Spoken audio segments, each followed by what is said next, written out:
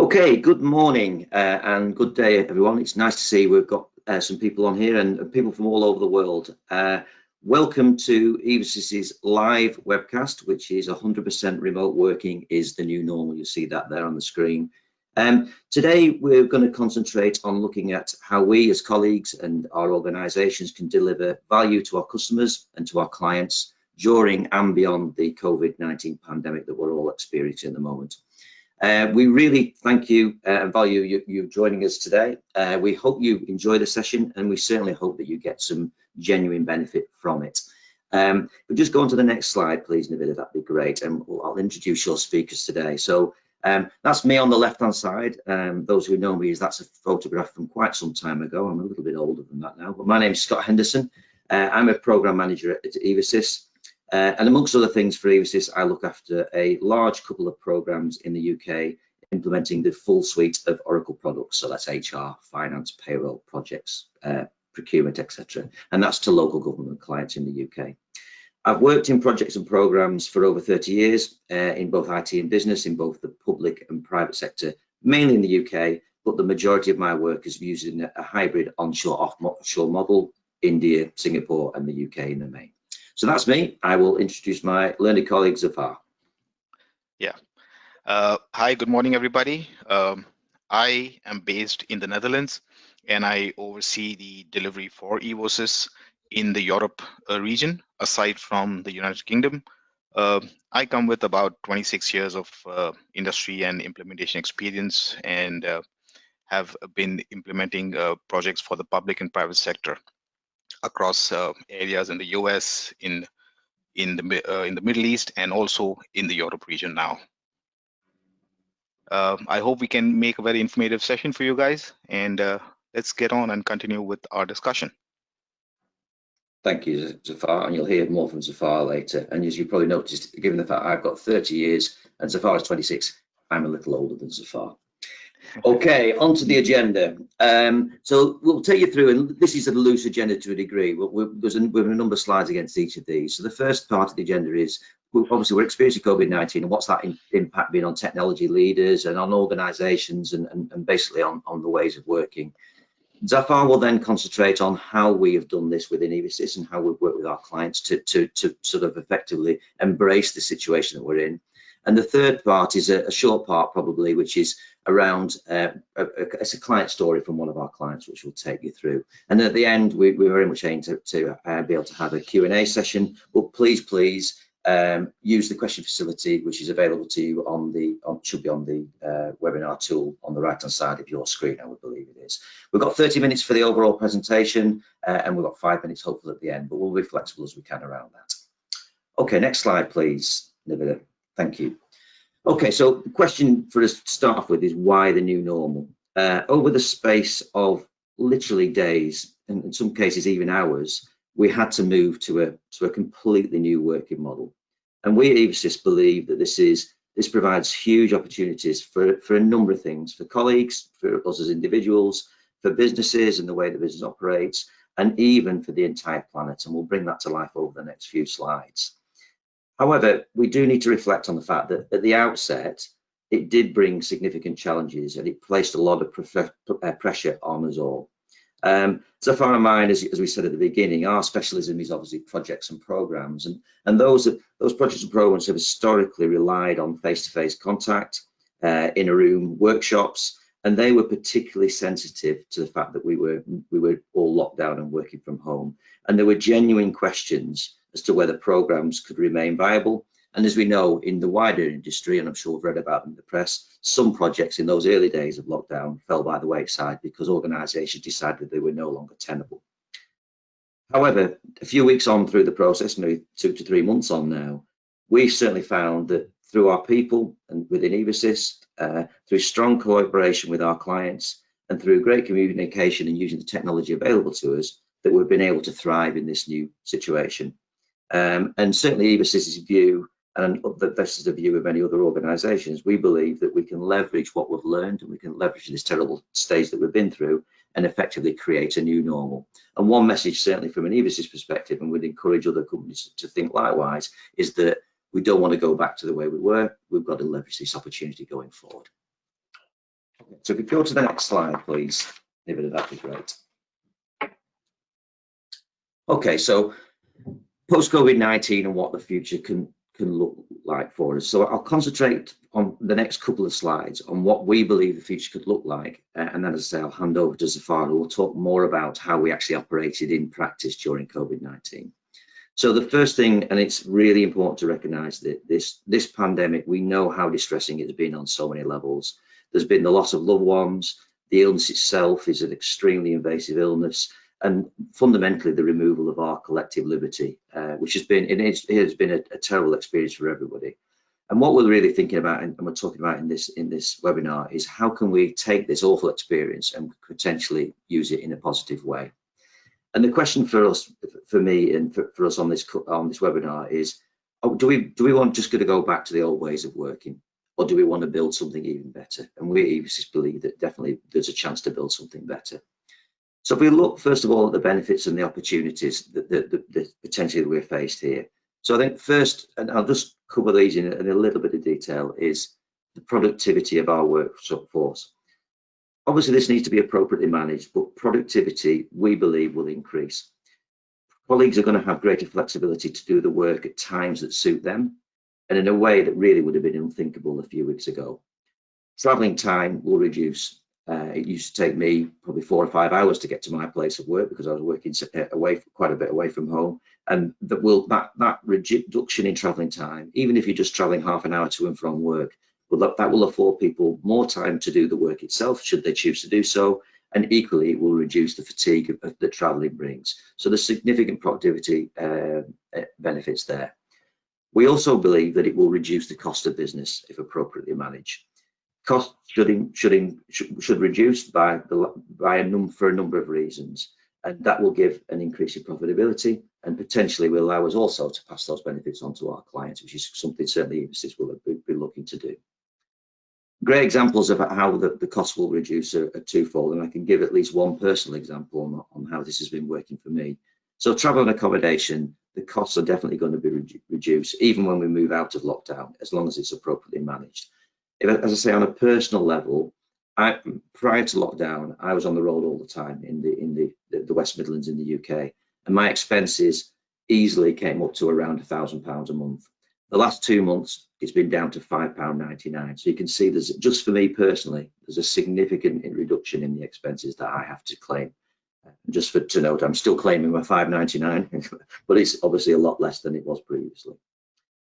From a premises perspective, we think that organisations, and they're already doing this to a degree, they will rethink their location and building strategy.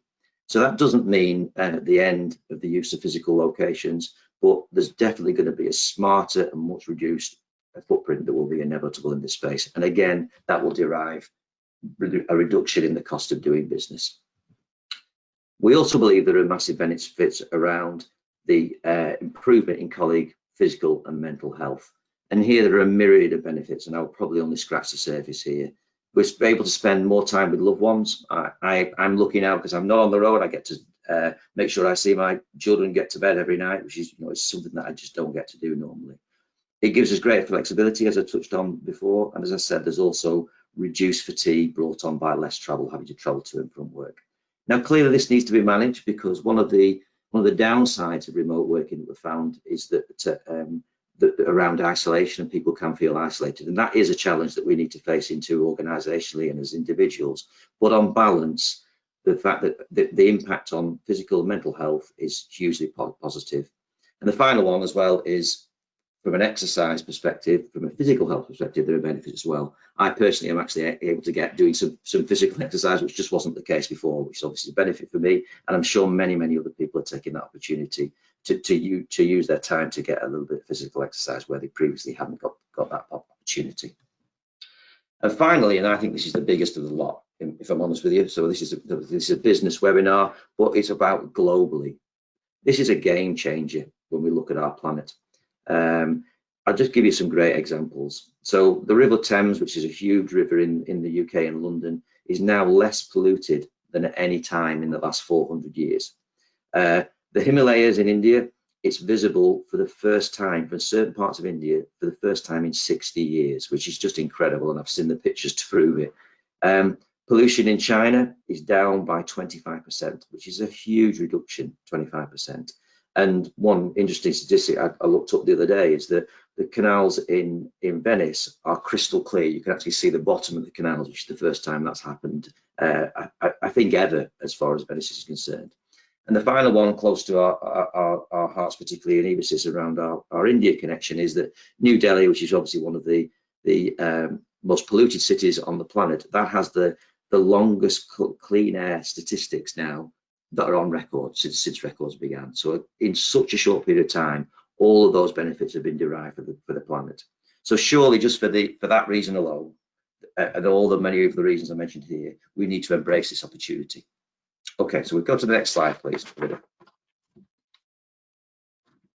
Thank you. So it's okay sort of saying, well, these are the benefits, but we need to make sure that we realise that opportunity. And the first thing that I think we're particularly achieving this is that organisationally, all organisations need a coherent, well thought through plan for when lockdown is removed. And obviously it will be removed in stages, there's no doubt about that. Now, that responsibility clearly sits heavily with the boardroom, but it's not just the boardroom. This is about every single one of us. What we cannot do is sleepwalk our way back into our old ways of working, and we will collectively, if we do that, we'll miss the benefits on the previous slide. The second thing that we need to do to leverage this is, and this is something that's so important in the world that Zafar and I work on around projects and programs, the COVID-19 pandemic in one act showed how adaptable our species is and what potentially can be achieved from a delivery perspective of projects and programs.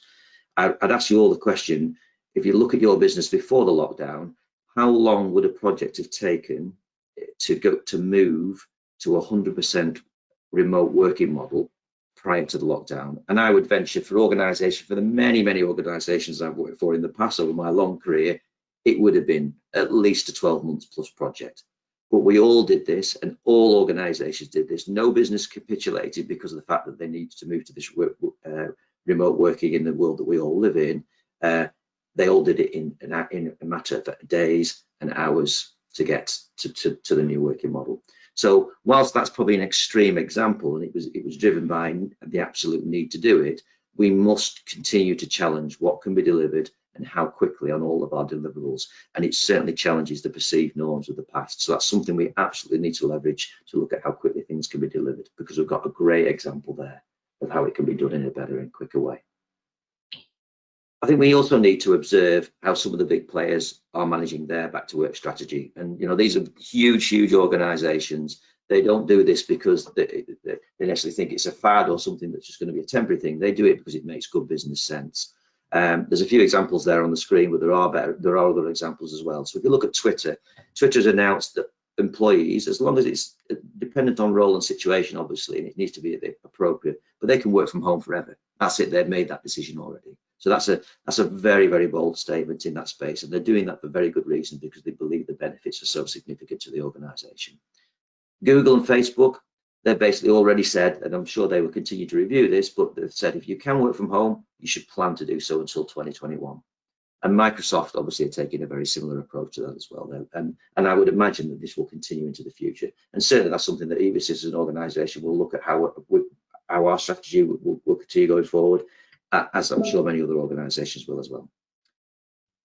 And finally, I think as far as the realizing the opportunity, and I think this is a collective responsibility, technology will undoubtedly improve with huge investment in remote working and collaboration tools to meet the demand. We should expect new innovation, and we should expect significant changes, and we may even get some new players in the market. So fundamentally, looking at this opportunity and how we leverage it, the message for me is that as long as it is well planned, as long as it's done top down and bottom up approach, we can leverage these opportunities for this new normal, and we will have a better approach going forward than we had prior to the pandemic rather. On that, I will pass over to my friend Zafar for the next slides. Over to you, Zafar. Thank you, Scott. And then looking on very quickly into what Evosis did. Obviously, we didn't have any kind of a magic toolbox or any kind of a rabbit that we pulled out of the hat. What we just did is that we made sure that we used the various tools and technology that Scott was just referring to a little bit more effectively. Because of the fact that our operating model allows us to work with what solutions we want to deploy, share through the entire evolution journey of our project in a very online manner. When I say online, constantly using screens, constantly using presentations, even in an on-premise model, all really was required for is for people to actually pay attention and to participate. And with the pandemic restricting travel, restricting people from meeting in a room physically, we were able to very easily switch to using online meeting tools. And I know that a lot of us wonder whether they're effective or not, whether we can derive the same amount of productivity from these sessions. Our experience to the contrary has been very, very good. So what we would like to just share with you today is that some of the things that we need to just pay attention to. Obviously, most of you might have a certain technology background. The fact that you are in a webinar over here means that you know how to use these tools. It's just that we would like to draw your attention to some of the areas which will make sure that you can ensure better results out of that entire experience. So, while we use various meeting tools, whether it is Teams or Skype or Zoom or Google Meet or GoToMeeting or Blue Jeans or what have you, from all the products that are there, as far as running the projects of the kind that we do, it's always better to use a laptop or a proper computer rather than a phone for the meeting. While we know that there is a lot of mobility and people can participate from any source possible, the screens offer you better visual participation. They give you better control. You can annotate, you can point, you can respond, you can even emote in some of the tools, come back with a clap or raise a hand to ask to be heard, or give back a reaction with a smiley and things like that. So it is, a lot of these meeting tools are now imbibing some of these social media components that allow you to make your session a little bit more closer to how you might be emoting yourself in a on-premise gathering. It's always good to use computer audio with suitable equipment, noise canceling headphones, and those kind of things, and make sure that you are prepared with all of these things. And we can actually make this a lot better by familiarizing our participants in these online meetings with what tool you're using and how you can navigate that. And that's what we do.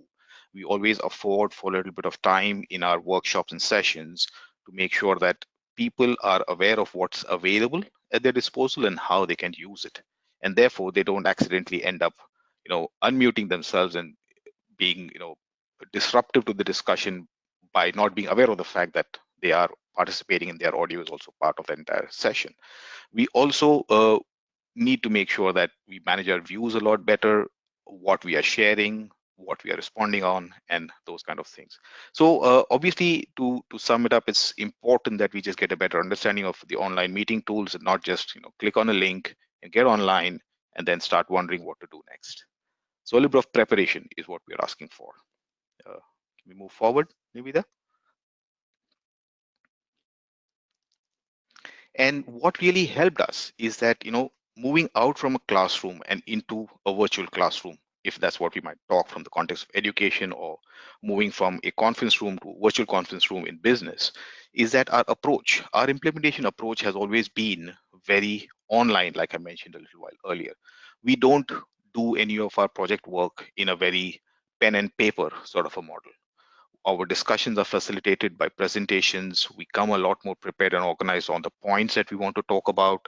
The presentations in a classroom or in a conference room are facilitated by display or projections onto TVs or screens, and then the entire discussion is facilitated by that. And these online meeting tools, like we are doing right now, allow us to actually meet that objective very easily. Our implementation practices and methodologies just make sure that we are constantly reiterating best practices. We do not just have idle discussions. We end up showing the applications. We end up showing how the designing and the shaping of the solution is happening through the entire workshops and interaction sessions that we have with the people. So all in all, it just makes sure that the experience that you would have had within a common room within on-premises is more or less replicated. And now it just makes it a little bit more easier for people to look at these things from close quarters on their individual computers. And they're able to monitor, track, and participate in the progress of the project a lot more keenly without having to be there in a classroom, which might expose them to possible hazards for health. Can we move forward, Nimita? Thank you. So some of the things that we would like to draw the attention on, obviously, in order to make all of this successful, we need to make sure that we are more organized, we are more disciplined. Discipline is an important factor over here. We need to make sure that people are invited well in advance, no last minute calls or invites going on to people for participation in sessions. Obviously, that can be facilitated on an ad hoc basis, but it should be a little bit more planned and organized. Everybody should be aware of what the meeting is going to be for. Post the meeting, share the minutes, make sure that people are reminded of what was discussed, what were the actions, what are the decisions, and so on. Make sure that these meetings are actually held on a convenient time, because the kind of work that we do, our sessions are happening with participants from various parts of the world. Some of our projects are global implementations, which require participation from multiple continents at times. And we have successfully managed to organize these with our participants from our base offices in India, our representative offices in the specific geographical location, and we've been able to coordinate that in a proper time zone. And we've also planned in response, obviously, to make sure that there are more additional workshops already planned in order to make amends for whatever is left out or whatever needs to be caught up on. Or it's like putting in an extra day to just review anything that was left pending as part of the original sessions. And that is a change in the norm now. While we were in person, meeting each other in person, it was easy to just walk up to each other. It just means that now we need to just get a little bit more organized about it. And then another thing that we've noticed that offers us a lot more return is to make sure that we have recordings all of these workshops. So what happens is that if certain people are not able to participate, the recordings can be shared with them, and they have a chance to go back and review. Now, these are some of these tried and tested techniques that have been employed in areas of education, largely for remote learning. And these being brought into the entire project implementation practice also have delivered the expected results.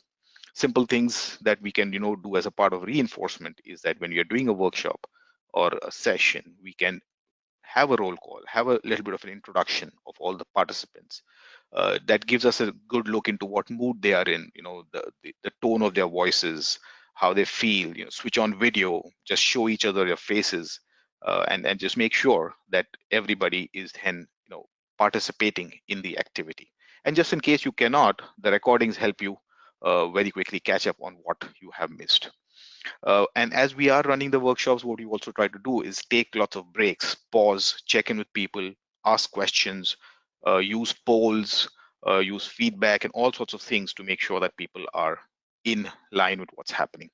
And obviously, the project management practices that we have, we make sure that as this switch happened, we had a lot of catch-up sessions just to validate that the workshops and the sessions that were now very quickly switched from on-premise to online were delivering the objectives. So this is what we did, as made a new norm, and we reinforced those practices and beliefs. Can we move forward, please, Nivida? So what is then expected of the participants? While all of this can be very easily organized, everybody who is participating should make sure that they don't become wallflowers, not people that are silent participants in those gatherings. We should encourage people to be more interactive, encourage them to be more participative. And in case for some reason you're unable to make it to these meetings because an ERP implementation is an essential aspect where there's a lot of review, a lot of decision making required, you may want to put in a proxy or somebody in your stead who is empowered to make decisions with delegation. We need to make sure that people join into calls and they participate in the activity, and everybody pays enough attention to punctuality. That becomes very important because we have to value everybody's time.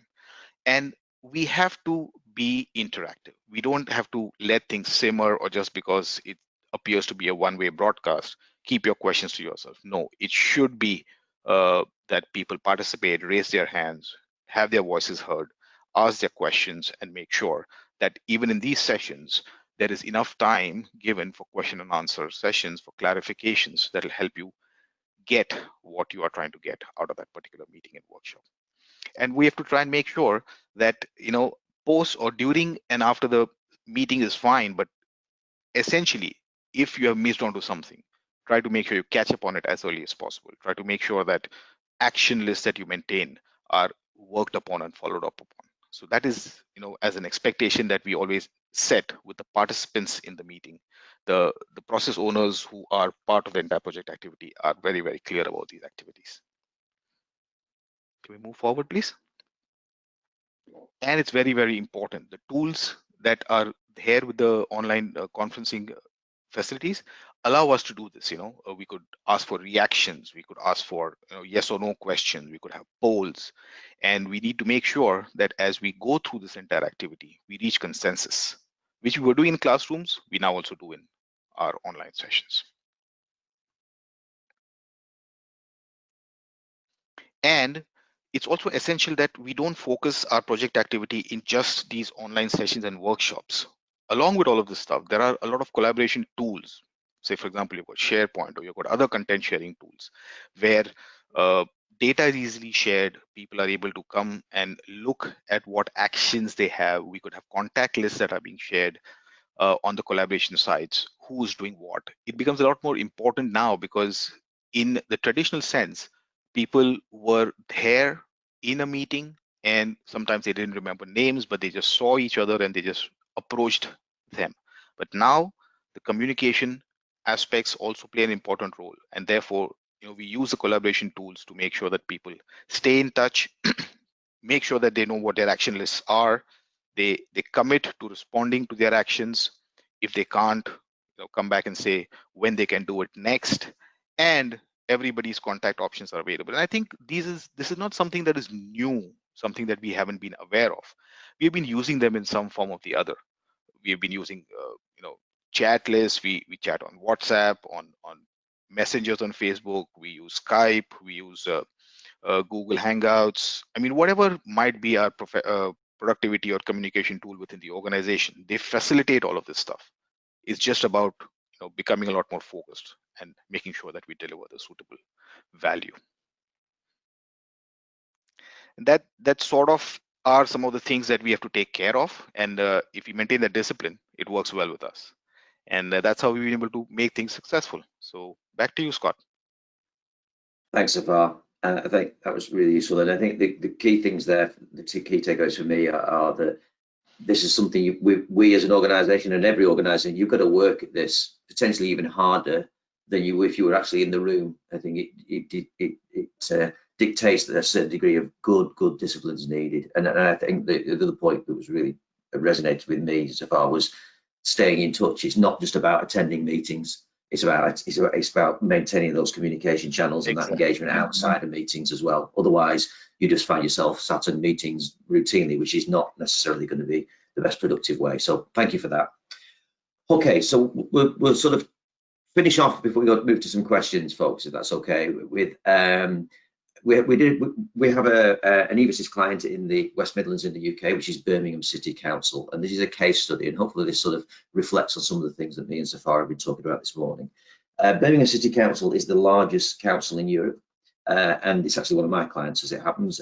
We're implementing the entire suite of Oracle products at Birmingham City Council, and basically replacing their SAP legacy system that they've had for quite some time. The program director there is a gentleman called Peter May, he's a genuinely thoroughly impressive individual. And given the fact that we've got a lot of respect and good working relationship with Peter, we asked him for some of his observations around the COVID-19 process and working with Evosys through that. These are sound bites really from a longer interview, which will be shared, I think, through all of our normal social media channels in the future. But I just wanted to touch on a couple of things first. So if you go to the next slide, please. Thank you. Okay, so this first slide, my takeaway from this first slide. So we asked Peter what his thoughts were towards the situation of working remotely. What his answer demonstrates, which I won't go through verbatim, obviously, but it demonstrates to me that even at senior levels, there was doubts around how projects would continue in the lockdown period. It was whether we could continue to engage effectively, whether communication would be impacted, and effectively, could we continue at the pace that we need to, because all of our projects and programs, I'm sure it's the same for everyone on this call that's involved in those, they have to proceed at pace. You have to hit that next milestone to make sure that we go ahead. What Peter found, and this is in his answer here, is that working with Evasys, working with council colleagues and leveraging the technology, that actually these initial concerns in the first few days of lockdown were actually unfounded. And this is something we've seen on multiple clients. So we were maintaining milestones, that pace was maintained. And the message really from this, and this is one from our larger clients, was that we've continued, and in some ways we've actually accelerated some of the activity that is required there. So that's a really, really positive thing as far as that's concerned in the answer to that question. If you pop on to the next slide, please, in a minute, please. So the next one, and this is there's a slight sales pitch to this in a way, but it's just reflecting on specifically on Evasys. There's, you know, how could the Evasys, or how did the Evasys family contribute effectively and align with the remote working style with Birmingham City Council? And we asked Peter that very, very question there. What was nice to hear was it was a very positive answer. You know, he touched on the flexibility that we were able to bring to this to ensure that delivery was achieved, and that the appropriate workshops continued, albeit remotely. But the key thing, I think, for me is the reference to the India colleagues. Our India colleagues have obviously they've amended their working timelines and working practices to make sure that they align perfectly with the client during this period of time. Something they do to routinely in a way, but it's been even more important during this period of time.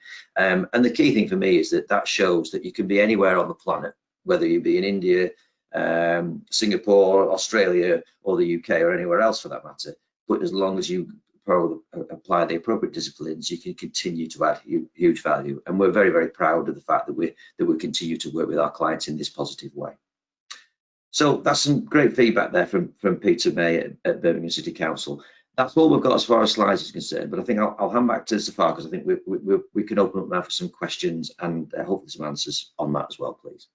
Yeah, thank you, Scott. And I believe this is a very great eye opener for us as well as the participants to actually see that we have feedback from our customers who are actually quite happy with how we have switched and made the entire transition so effective and productive for everybody. Appreciated. Zafar, I suggest that we may want to close the session now, and we can let people get back to their working days, if that's okay with yourself. Yes, of course. Thank you, everybody, for participating.